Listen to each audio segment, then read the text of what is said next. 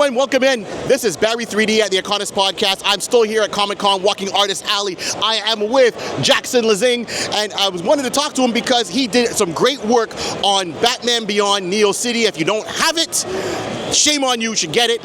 And here we go. So Jackson, what brought you to this project? How did you get a part of being part of that storyline? And so I work with my best friend Colin Kelly, right? Lanzing and Kelly. We do all of our books together. We call ourselves the Hive Mind. We were pulled on by an editor named Dave Wheelghost from our time over at Batman. We'd done Batman and Robin Eternal with James Tynion and Scott Snyder, and then we did a book. We did the last few issues of Grayson when King and Seeley both had to move off of it.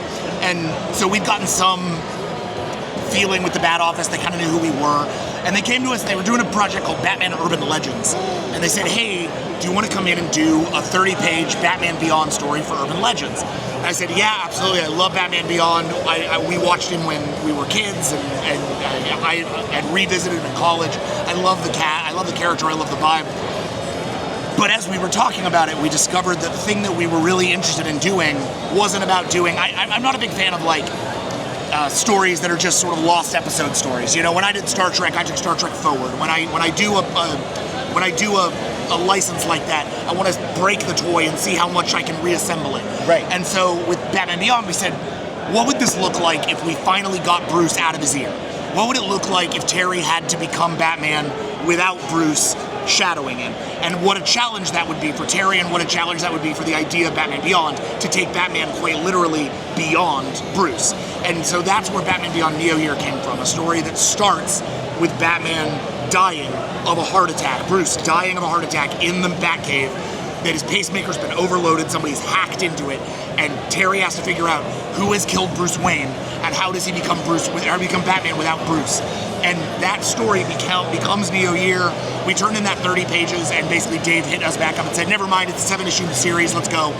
And we made Batman Beyond Neo Year happen, and then we, off of the back of that, did Batman Beyond Neo Gothic, which was in the same way that Batman Beyond Neo Year was a tribute to Frank Miller and the sort of Batman Year One vibe, Batman Beyond Neo Gothic was a tribute to Scott Snyder's Court of Owls, to Grant Morrison's Batman run, and we were able to really tell a whole new story with Batman, with Terry, with the sort of crazy magic of Gotham City, and also a fun new take on the legend of Constantine, a character who I also really love, and who I'd always wanted to see the Batman Beyond version of. So we sort of got to do a lot of that all in our Batman Beyond run. That is amazing, and the fact that you brought in Constantine in that whole storyline, and cutting the cord, that's what I'm going to say. You cut the umbilical cord of Bruce and Terry McGinnis, and actually said, what is he like without him? Yeah. So here's my other question for you. Terry McGinnis has a younger brother. Yeah. Do you have any vision that you would have liked to see for his younger brother? I know a lot of people see him as Robin. Yeah. Did you want to go that way, or something different? So I think for us it was really important to actually start from scratch in terms of the wider supporting cast. So a big thing that we did was we said, on page 7 or 8 of Batman Beyond Neo Year, he calls his mother and his brother, he calls Dana, he calls a couple of other people, and he basically tells everybody who knows Terry McGinnis, get out of Gotham City, because whatever is gunning for Bruce is probably gunning for you. Right. So get out now, and then I will let you know when it's safe to come back. And that sort of became the story, was now those characters are gone, and in absence of them, Terry has to figure out how to live without his support systems. So it was less about, I want to see that character become Robin. They've done that in the comics before, and it's worked to varying degrees of success. But I thought what I really wanted to do was pull that supporting cast out from under Terry and build up a new one that was designed around him, not as Bruce's protege or as a Spider-Man character, but as the new Batman. And so in Neo Year, we introduce a new love interest in a detective on the GCPD called Bean Boomma, who Bean is a sort of a reflection of Jim Gordon and Bruce, but it's Terry and Bean. We wanted to introduce a version of Catwoman for Terry, and we built a character called Gestalt, who is 3 scientists who have tied their brains together and are using that super intelligence to commit crimes across the city. But they're not necessarily a villain, so can they become friends with Terry, right? All of this is about breaking down Terry's high school supporting cast and giving him a young man supporting cast, and that was really what we were trying to do. Fair enough. So now, do you have other stories that you haven't told of this character yet that you would like to do? Or have they been signed for you to do them? I'm not asking you to give away anything. No. Right. So no, we're not signed to do another Batman Begins or Batman Beyond story. It's been a couple of years since we did Neo Gothic, and I loved it. It was a joy, but there's been a lot of editorial change over at DC, and there's different directives, and I think they want to give some other people a try, and I think that makes a lot of sense. I would love to come back to this version of the universe. I think any other Batman Beyond will probably go back to a version where Bruce is alive and it won't be our continuity. Someday I would love to come back. We did Batman Beyond Neo Year, which was very much our noir origin story. We did Batman Beyond Neo Gothic, which was our horror psychedelic story.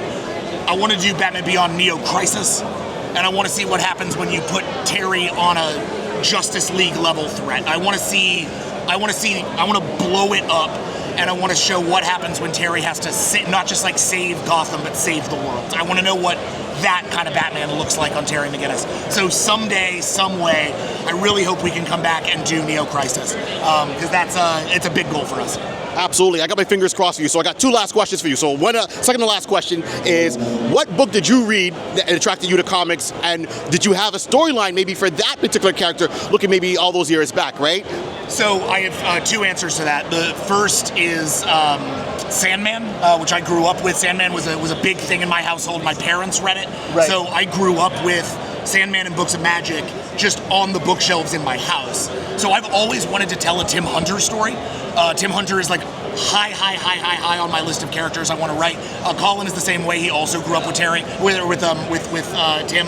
So we actually, at a certain point in Batman Beyond Neo Gothic, Tim Hunter was the character who is now, there's a Catboy character named Kyle who's sort of the Constantine Beyond. Yeah. Initially that was Tim Hunter, and we couldn't get DC to approve it. So, someday I would love to do a Tim Hunter story, but I don't know what I would do. I would just love to tackle that character. Right. The other is Planetary. Yes. I desperately love Planetary, and that place I can say I have done it, right? So we did, last year, we did this book called Outsiders, which, though it doesn't look like Planetary and doesn't smell like Planetary and doesn't seem like it has a character in Planetary, it is Planetary 2. It is a story about what happens to all of those characters once they are bought and consumed by the DC universe. It's a meta story about what it's like to be an acquired character from another publisher who has to come into the DC universe and learn what that's like. And we did that with the same frame and function as Planetary. Every issue is an archaeological deep dive into some new part, or some part of the DC universe, from the rise of horror at DC to the inevitable sea monster graveyard that Aquaman must be hiding somewhere for all these sea monsters he keeps killing, to the Century babies, to what happens when your book gets canceled and you find yourself without a core title. What does that do to a DC character? All of that, and on and on and on. We were really able to do these really fun, exciting deep dives into the DC universe and do it through the frame of Planetary, while also experiencing it through the eyes of one of the characters, that being this new iteration of Drummer. So in this case, I actually got to do it with Tim Hunter, hopefully someday. That's awesome. All right, and last question for you. I know we're talking a lot about Batman Beyond. I know you're doing a lot of stuff beyond that. Yeah. But on Batman Beyond, if you had to cast this character as a fan cast, who would you see playing Terry McGinnis? So I don't know what I would say for my version of Terry McGinnis, that being the slightly older, slightly more wise version of Terry. I would really need to give that one some thought. He's such a fully formed character in my mind that I actually have a little bit of a hard time being like, that guy. But what I would say is, for starting out Terry, like Terry when Bruce first takes him in, yes, there's a young actor who was just in the new Karate Kid named Ben Wang. Yes. I think Ben Wang would fucking murder it. I think he'd be, I'm sorry, I'm speechy. I think Ben Wang would murder it. I think he would be so good. He has a really great sense of comic timing. He has a really great sense of tragedy. He has a great amount of pathos, and he can do all the stunts. So you could actually get that Terry McGinnis thing of, wow, that kid's actually doing it, without having to rely on CGI or animation or all of that. I know everybody likes the idea of a Spider-Verse version of it. I want to see it in live action. I want it to feel like The Raid. Give me Ben Wang, man. The Raid. Okay, good call calling out The Raid. I love that movie. So thank you so much, Jackson. This is amazing. Everyone, make sure you. Sorry, I kind of hit my camera.